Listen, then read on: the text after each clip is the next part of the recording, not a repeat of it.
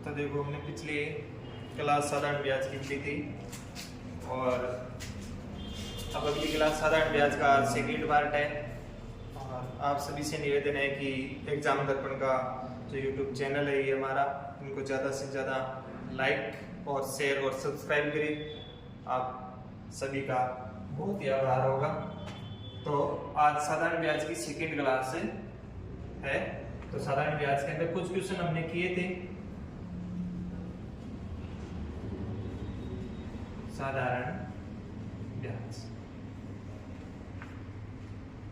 साधारण ब्याज के बेसिक कुछ सवाल हमने पिछली क्लास के अंदर सरल किए थे और आज जो सवाल है वो भी एग्जाम की दृष्टि से महत्वपूर्ण सवाल है, जो एग्जाम के अंदर सर्वाधिक ज्यादा पूछे जाने वाले सवाल है। तो साधारण ब्याज के अंदर एक बात बताई थी कि हर वर्ष प्रत्येक वर्ष साधारण ब्याज समान रहता है। प्रत्येक वर्ष से साधारण ब्याज समान रहता है। प्रत्येक वर्ष से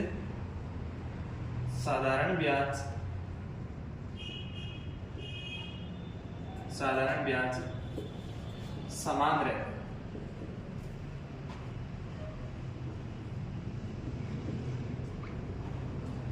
प्रत्येक वर्ष साधारण ब्याज समान रहता है, मतलब हर वर्ष ब्याज है वो क्या रहेगा, समान रहेगा। लेकिन जो चक्रवर्ती ब्याज है, कंपाउंड इंटरेस्ट है, वो क्या रहता है, हर वर्ष अलग अलग रहता है। जो चक्रवर्ती ब्याज है वो प्रत्येक वर्ष अलग अलग रहता है और साधारण जो ब्याज है वो प्रत्येक वर्ष से समान रहता है। और इस टॉपिक के बारे में हमने 4 या 5 क्वेश्चन पिछली कक्षा के अंदर सरल किए थे, ठीक है। और आज की क्लास के अंदर जो क्वेश्चन आएंगे वो परीक्षा की दृष्टि से सर्वाधिक महत्वपूर्ण क्वेश्चन होंगे, ठीक है। तो सबसे पहला क्वेश्चन लेके आ रहा हूं मैं कि क्वेश्चन है कोई राशि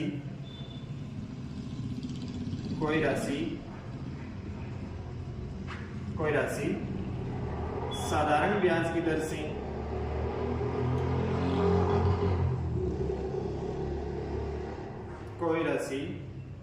साधारण ब्याज की दर से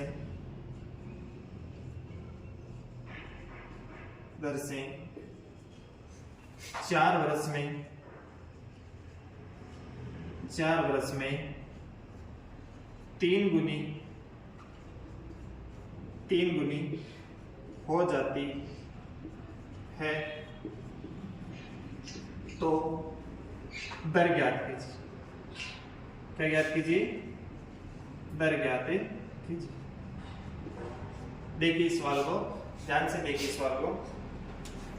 कोई राशि है साधारण ब्याज की दर से, किस दर से? साधारण ब्याज की दर से कितने वर्ष में? 4 वर्ष में 3 गुनी हो जाती है। कितनी गुनी हो जाती है? 3 गुनी हो जाती है। तो क्या ज्ञात कीजिए? दर ज्ञात कीजिए। क्या ज्ञात करनी है? दर ज्ञात करनी है। तो देखो सबसे पहले इस सवाल को बेसिक तरीके से करेंगे, जो हम करते आए हैं पीछे वाली कक्षा के अंदर है कि सबसे पहले मान लो कोई राशि, ठीक है, कोई राशि मान ली हमने 100। कितने रुपए? मान लो मूलधन कितने रुपए मान लिया हमने? 100 रुपए मान लिया। मूलधन कितने रुपए मान लिया? 100 रुपए मान लिया, ठीक है। अब क्या कह रहे हैं कि साधारण ब्याज की दर से 4 वर्ष में वो राशि कितने गुनी हो जाती है? 3 गुनी हो जाती है। मतलब कितने वर्ष में? 4 वर्ष में ये राशि है जो कितने गुनी हो जाती है? 3 गुनी हो जाती है। मतलब कितने रुपए हो जाती है? 300 रुपए हो जाती है। प्रश्न को ध्यान से समझना कि कोई राशि साधारण ब्याज की दर से 4 वर्ष में 3 गुनी हो जाती है तो दर ज्ञात करनी है हमें। तो राशि हमने मान ली कितने रुपए? 100 रुपए मान ली, ठीक है। अब क्या कहेंगे कि ये राशि 3 गुनी हो जाती है। 3 गुनी हो जाती है, इसका मतलब 100 का 3 गुना कितना हुआ? 300 रुपए। तो इसमें जो ब्याज कितने रुपए जुड़ा? उसमें ब्याज जुड़ा कितने रुपए? 200। कितने रुपए ब्याज जुड़ा? 200 रुपए ब्याज जुड़ा। तो हमें क्या ज्ञात करनी है? दर ज्ञात करनी है। तो देखो दर ज्ञात करनी है, तो दर ज्ञात करने का सूत्र बताया था SI × 100 बटा P × T। क्या सीधा? देखो SI कितना है? ब्याज कितना है? 200 रुपए इंटू 100 और मूलधन कितने रुपए भी? 100 रुपए और इंटू T, समय कितना है? समय कितने वर्ष है? 4 वर्ष। ये लो 100 से 100 कैंसिल, 4 से 200 कितने बार? 50% क्या आ जाएगी? दर आ जाएगी। कितने परसेंट दर आ जाएगी? 50% दर आ जाएगी। तो एक चीज मैं यहां से सीधा आपको मैं बता देता हूं कि ऐसा कोई भी सवाल आए, ऐसा कोई भी सवाल आए तो उस सवाल के अंदर क्या करना है, आपको एकदम सिंपल सा तरीका अपनाना है कि देखो 100 से 100 कैंसिल हो रहा है, 100 तो यहाँ सूत्र में आएगा और मूलधन भी हम क्या मानेंगे? 100 रुपए मानेंगे। तो यहाँ पर जो ब्याज होगा और यहाँ पर क्या होगा? समय। तो सीधा इसके अंदर क्या लगा देंगे? भाग 4 का 200 के अंदर भाग लगा देंगे, कितना आ जाएगा? 50% आ जाएगा। मान लो यहाँ पर हमें समय दे दिया और दर ज्ञात करनी, समय दे दिया और दर ज्ञात करनी, तो सीधा दर का क्या लगा देंगे? भाग लगा देंगे, समय आ जाएगा। जैसे एक सवाल देखो,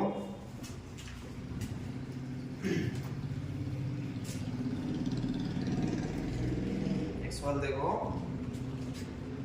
कोई राशि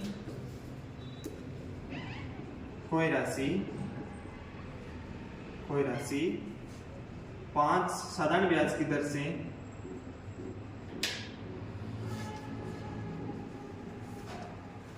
साधारण ब्याज की दर से 5 वर्ष में 5 गुनी हो जाती है, 5 गुनी हो जाती है, तो दर ज्ञात कीजिए। क्या ज्ञात कीजिए? दर ज्ञात कीजिए, दर ज्ञात है। ठीक है, तो देखो कोई राशि है कि साधारण ब्याज की दर से 5 वर्ष में, कितने वर्ष में? 5 वर्ष में अपनी कितने गुनी हो जाती है? 5 गुनी हो जाती है। तो क्या ज्ञात करनी है? दर ज्ञात करनी है। ठीक है, दर ज्ञात करनी है। तो दर के लिए हमें क्या करना होगा कि सबसे पहले आप निकाल लो कोई राशि, मान लो 100 रुपए, मान लो ये राशि मान ली अपने, कितने रुपए? 100 रुपए।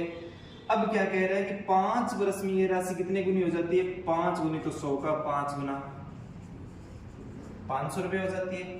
तो ये तो है मूलधन, ये राशि मान ली हमने 100 रुपए मूलधन मान लिया। अब 5 वर्ष में कितनी हो रही है? 5 गुना हो रही है। तो इसमें ब्याज कितना रुपए लग रहा है? 400 रुपए। कितने रुपए? 400 रुपए लग रहा है। तो अभी आपको मैंने बताया सीधा जो ब्याज है उस ब्याज के अंदर क्या करना है, आपको सीधा भाग लगा देना। यदि समय है तो समय का और दर है तो दर का। तो 5 का भाग लगा देंगे, कितना आ जाएगा? 80%। कितना आ जाएगा? 80% है। ठीक है, एक सवाल और करते हैं जिसमें समय दर देंगे।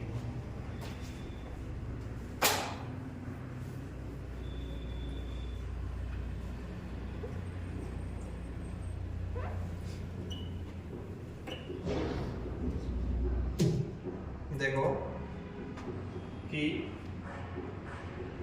कोई राशि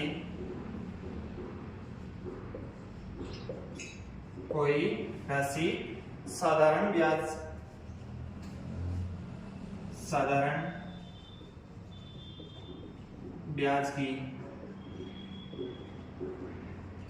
ब्याज की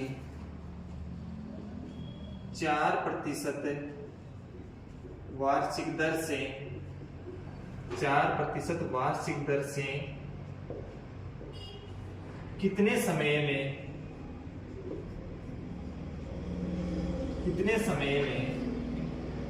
5 गुना हो जाएगी। अब इस सवाल के अंदर क्या पूछा है? समय पूछा है और दी क्या है? दर दी है। देखो तो सरल किस प्रकार करेंगे इस सवाल को इस प्रकार सरल करेंगे कि सबसे पहले एक तो बेसिक तरीका आपको मैंने बताया था कि जैसे मान लो साधारण ब्याज का सूत्र मूलधन इंटू समय इंटू दर बटा 100। ठीक है, तो साधारण ब्याज देखो, मान लो राशि कितने रुपए मान ली? 100 रुपए मान ली। राशि कितने रुपए मान ली? 100 रुपए मान ली। ठीक है, अब क्या करना है कि कितने समय में 5 गुना हो जाएगी, मतलब इसकी 5 गुना करनी है। कितनी? 500 रुपए। और तो ब्याज कितने रुपए रहेगा? 400 रुपए रहेगा। और मूलधन कितने रुपए? 100 रुपए। देखो 400 रुपए तो ब्याज होगा, मूलधन हुआ 100 रुपए इंटू समय हमें ज्ञात करना है और दर हमें दी हुई है कितने प्रतिशत? 4% बटा 100। 4 से कैंसिल कितना 100, तो टी बराबर कितना आ जाएगा 100 वर्ष। ठीक है, लेकिन सबसे आसान तरीका आपको मैंने ये बताया था कि जो ब्याज आए, ब्याज जैसे मान लो कितने रुपए आया 400 रुपए आया, ये लो 400 रुपए, और आपको सीधा बताया था कि इस सवाल के अंदर यहाँ पर यदि दर दी हुई है तो दर का भाग समय दिया हुआ है तो समय के भाग, तो दर कितनी दी हुई है 4 दी हुई, तो 400 में 4 का भाग 100, यदि समय दिया हुआ तो समय का भाग दर आ जाएगी, दर का भाग देंगे तो क्या आ जाएगी समय आ जाएगी। तो एकदम सबसे आसान तरीका है इस सवाल का। इस प्रकार का कोई भी सवाल आपका एग्जाम के अंदर गलत नहीं होना चाहिए। अगला सवाल देखिए,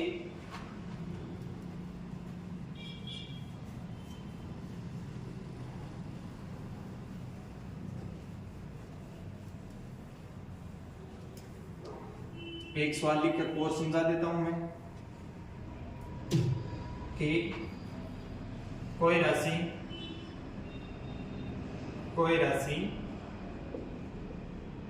साधारण ब्याज की 5% दर से कितने समय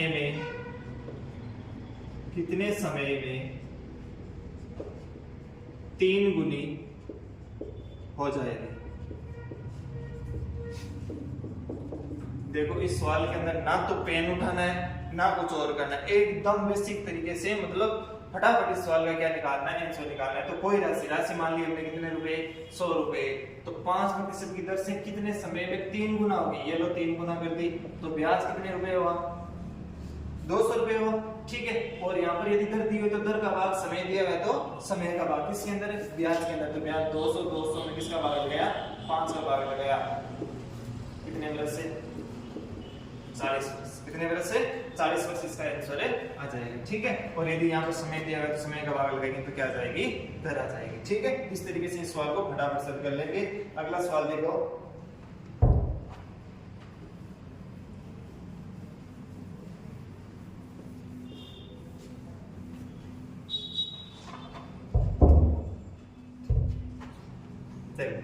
अगला क्वेश्चन है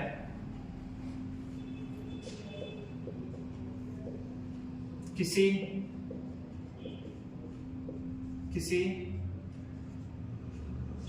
मूलधन पर 2 वर्षों के लिए, किसी मूलधन पर 2 वर्षों के लिए, कितने वर्षों के लिए 2 वर्षों के लिए मिश्र धन, 2 वर्षों के लिए मिश्र धन 10,000 रुपए है, और 5 वर्षों के लिए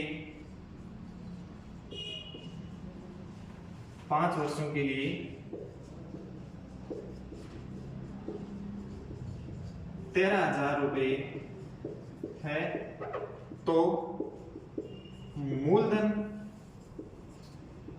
ज्ञात कीजिए। क्या ज्ञात कीजिए मूलधन ज्ञात कीजिए। देखो इस सवाल के अंदर क्या है कि किसी मूलधन पर, कोई भी मूलधन है, उस मूलधन पर 2 वर्षों के लिए, ठीक है 2 वर्षों के लिए मिश्र धन कितना है 10,000 रुपए। मिश्र धन का मतलब मिश्र धन, तो मिश्र धन का क्या होगा मूलधन प्लस क्या होगा ब्याज, मूलधन और ब्याज दोनों मिलकर क्या होगा मिश्र धन होगा। ठीक है, तो इस मिश्र धन के अंदर मूलधन भी जुड़ा हुआ है और क्या जुड़ा हुआ है ब्याज भी जुड़ा हुआ है। ठीक है, ब्याज कितने वर्षों का जुड़ा हुआ है 2 वर्षों का जुड़ा हुआ है। ठीक है, और 5 वर्षों के लिए जो मिश्र धन रहेगा वो 13,000 रुपए रहेगा। ठीक है, तो आज की क्लास शुरू करने से पहले और पिछली क्लास शुरू करने से पहले सबसे पहले मैंने एक ही बात बताई थी, वो सबसे इंपॉर्टेंट बात ये बताई कि साधारण ब्याज के अंदर प्रत्येक वर्ष साधारण ब्याज क्या रहता है समान रहता है। क्या रहता है समान रहता। ध्यान से सुनना इस क्लास इस टॉपिक को प्रश्न को कि प्रत्येक वर्ष साधारण ब्याज क्या रहता है समान रहता है। ठीक है, पहले 2 वर्षों के लिए जो ब्याज रहा, मतलब मिश्रधन रहा, कितने रुपए रहा? 10,000 रुपए रहा, ठीक है। और अगले 5 वर्षों के लिए जो मतलब ब्याज रहा, 5 वर्षों के लिए मिश्रधन कितना है? 13,000, ठीक है। देखो 2 वर्ष के लिए 10,000, 5 वर्ष के लिए 13,000, ठीक। कितने वर्ष बढ़े? 3 वर्ष बढ़े। कितने वर्ष बढ़े? 3 वर्ष बढ़े। ब्याज कितना बढ़ा? रुपए कितने बढ़े? 3,000, ठीक है। देखो ध्यान से सुनना, क्या कह रहा हूं कि 2 वर्ष के अंदर मिश्रधन कितना है? 10,000 रुपए, मतलब इसमें मूलधन भी जुड़ा हुआ है और क्या जुड़ा हुआ है? ब्याज जुड़ा हुआ है, ठीक है। और 5 वर्ष, अगले जो 5 वर्ष है उसके लिए जो ब्याज हो जाता है वो कितने रुपए हो जाता है? मतलब वो मिश्रधन हो जाता है 13,000 रुपए हो जाता है, ठीक है। अब क्या करना है कि वर्ष कितने बढ़े? 3, और रुपए कितने बढ़े? 3,000, ठीक है। तो देखो इसके अंदर मूलधन भी जुड़ा हुआ है और इसके अंदर क्या जुड़ा हुआ है? ब्याज जुड़ा हुआ है, ठीक है। और इसके अंदर भी क्या जुड़ा हुआ है? मूलधन जुड़ा हुआ है और क्या जुड़ा हुआ है? ब्याज जुड़ा हुआ है। लेकिन हमें पता यह है कि 5 वर्ष का तो ब्याज कितना है ये तो हमें पता नहीं, लेकिन 3 वर्ष के अंदर 3,000 रुपए बढ़े। इससे तक 3 वर्ष में 3,000 रुपए बढ़े। 3 वर्ष में 3,000 रुपए क्या हुए हैं? ब्याज के बढ़े। किसके बढ़े हैं? ब्याज के बढ़े। तो प्रत्येक वर्ष ब्याज क्या रहता है? समान रहता है। इसका मतलब प्रत्येक वर्ष ब्याज कितने कितने रुपए था? 1,000 रुपए था। तो यहाँ पर ब्याज कितने वर्षों का जुड़ा हुआ है? 2 वर्षों का जुड़ा हुआ है। तो 1 वर्ष का ब्याज कितने रुपए है? 1,000 रुपए। तो 2 वर्षों का ब्याज कितना हुआ? 2,000। इसमें से 2,000 रुपए माइनस कर देंगे तो ब्याज पीछे जो मूलधन बचेगा कितना? 8,000। प्रश्न आया समझ में? एक बार फिर से रिपीट करता हूं, देखो किसी मूलधन पर 2 वर्षों के लिए मिश्रधन है 10,000 रुपए और 5 वर्षों के लिए है 13,000 रुपए। तो हमें क्या ज्ञात करना है? मूलधन ज्ञात करना है। तो प्रत्येक वर्ष ब्याज क्या रहता है? समान रहता है, ठीक है।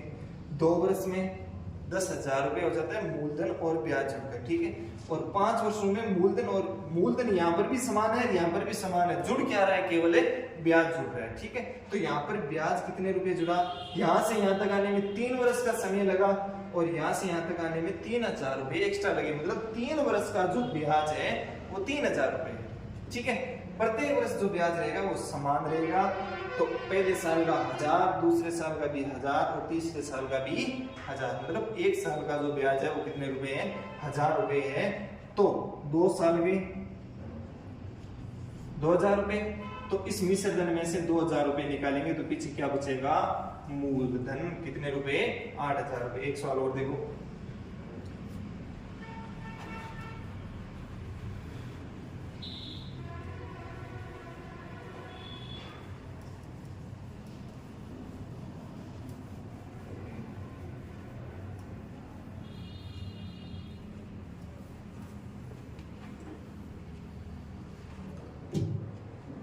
एक सवाल है, कोई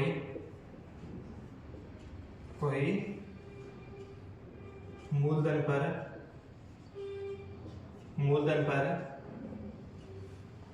पर 5 वर्षों में मिश्रधन 8,000 रुपए हो जाता है और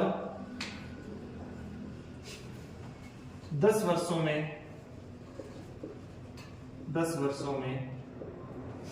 12,000 रुपए मिश्रधन हो जाता